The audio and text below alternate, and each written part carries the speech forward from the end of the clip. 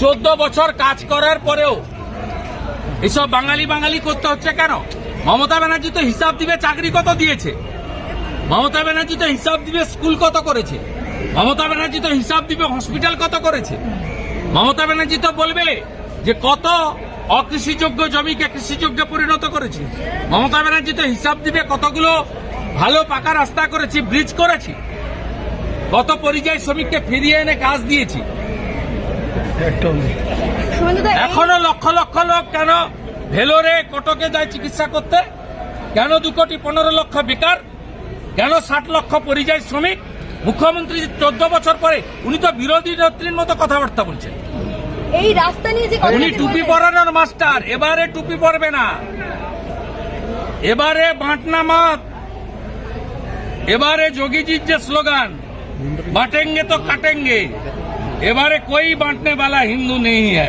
আগামী 26 বিধানসভা নির্বাচন, সেই বিধানসভা নির্বাচনে 162টি আসন পেতে পারে পশ্চিমবঙ্গের প্রধান বিরোধী দল বঙ্গ বিজেপি, এবং সেই মতো তারা পরিকল্পনা সাজাচ্ছে, এমনটাই জানা যাচ্ছে বিজেপির বিভিন্ন সূত্র মারফত থেকে। বিধানসভা ভোটের আগে বাংলার 162টি আসনকে পাখির চোখ করে এগোতে চাইছে বিজেপি। দলীয় সূত্রে যেটা খবর পাওয়া যাচ্ছে, এই জয়ের সম্ভাবনাকে লক্ষ্য রেখেই আগামী 2026-এর বিধানসভা নির্বাচনের অনেক আগে থেকেই ঝাঁপাতে চাইছে বঙ্গ বিজেপি। বিজেপি সূত্রে যেটা খবর পাওয়া যাচ্ছে, বিধানসভা কেন্দ্রগুলিকে 3টি স্তরে ভাগ করা হয়েছে। প্রথম স্তরে 2019-এর লোকসভা ভোটের পরে দল কখনো হারেননি এমন 55টি আসন রাখা হয়েছে, এবং দ্বিতীয় স্তরে রয়েছে গত লোকসভা ভোটের নিরিখে বিজেপি এগিয়ে থাকা 92টি বিধানসভা আসন। যদিও প্রথম এবং দ্বিতীয় স্তরের আসনগুলি অধিকাংশই আলাদা, আর তৃতীয় স্তরে রাখা হয়েছে এমন 70টি আসন যেগুলোতে গত লোকসভা নির্বাচনের হিসাবে অল্প ব্যবধানে পিছিয়ে আছে দল। বিজেপি নেতৃত্ব আবার মনে করছে এই 92টি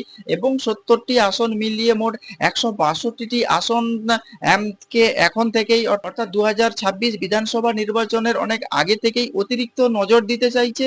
সেই মতো তারা পরিকল্পনা সাজাচ্ছে বঙ্গ বিজেপি এবং বিজেপির কেন্দ্রীয় নেতৃত্বের পুরো টিম, যা নিয়ে ইতিমধ্যে একাধিকবার প্রধানমন্ত্রী নরেন্দ্র মোদী বঙ্গ সফরে এসেছেন এবং আসারও সম্ভাবনা আছে, এবং আগামী আগস্ট মাসে অমিত শাহ আবার বঙ্গ সফরে একটা আসার সম্ভাবনা দেখা দিচ্ছে। তৃতীয় স্তরে রয়েছে 70টির মধ্যে প্রায় 49টি আসন, যেখানে বিজেপি পিছিয়ে আছে 10,000-এরও কম ভোটে। এর মধ্যে আছে নাগরাকাটা, নাকাশিপাড়া সহ আরো অন্যান্য বিধানসভা কেন্দ্র। আর বাকি 21টি আসনে বিজেপি পিছিয়ে আছে 10 থেকে 15,000 ভোটে। এই তালিকায় রয়েছে চৌরঙ্গি, করিমপুর এবং বসিরহাট, দক্ষিণ হিঙ্গলগঞ্জ সহ আরো অন্যান্য যেসব বিধানসভা কেন্দ্রগুলো। বিজেপির কেন্দ্রীয় নেতৃত্বের দাবি, এখন থেকে নিবিড় প্রচার শুরু করে এই 70টি আসনকেই জয়ের সম্ভাবনা তৈরি করে তুলতে চাইছে বঙ্গ বিজেপি। তাই আগামী 2026 বিধানসভা নির্বাচনের অনেক আগে থেকেই রাজ্য কোর কমিটির সদস্য অভিনেতা মিঠুন চক্রবর্তীর জনপ্রিয়তা এবং তার গ্রহণযোগ্যতাকে কাজে লাগাতে চাইছে বঙ্গ বিজেপি এবং বিজেপির কেন্দ্রীয় নেতৃত্ব।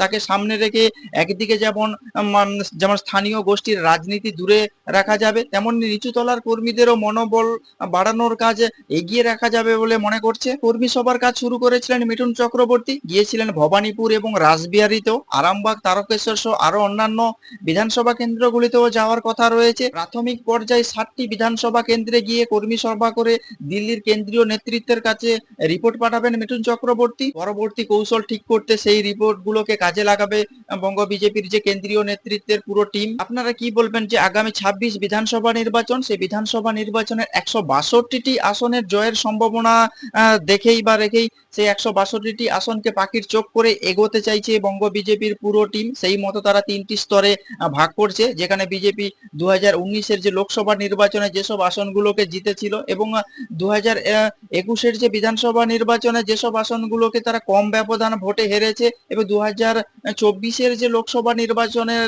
যে নিরিখে বিধানসভা এরিয়াগুলিকে নির্বাচন করে তারা আগে থেকে 2026-এর বিধানসভা নির্বাচনে ঝাঁপাতে চাইছে। সেক্ষেত্রে অভিনেতা তথা রাজ্য কোর কমিটির অন্যতম সদস্য মিঠুন চক্রবর্তীর জনপ্রিয়তা এবং গ্রহণযোগ্যতাকে কাজে লাগাতে চাইছে বঙ্গ বিজেপি এবং বিজেপির কেন্দ্রীয় নেতৃত্বের পুরো টিম। আপনারা কি বলবেন এইসব নিয়ে? যদি কোনো কিছু বলতে চান তাহলে অবশ্যই কমেন্টস বক্সে কমেন্টস করতে পারেন, আর নজর রাখুন না চিন্তা টিভিতে।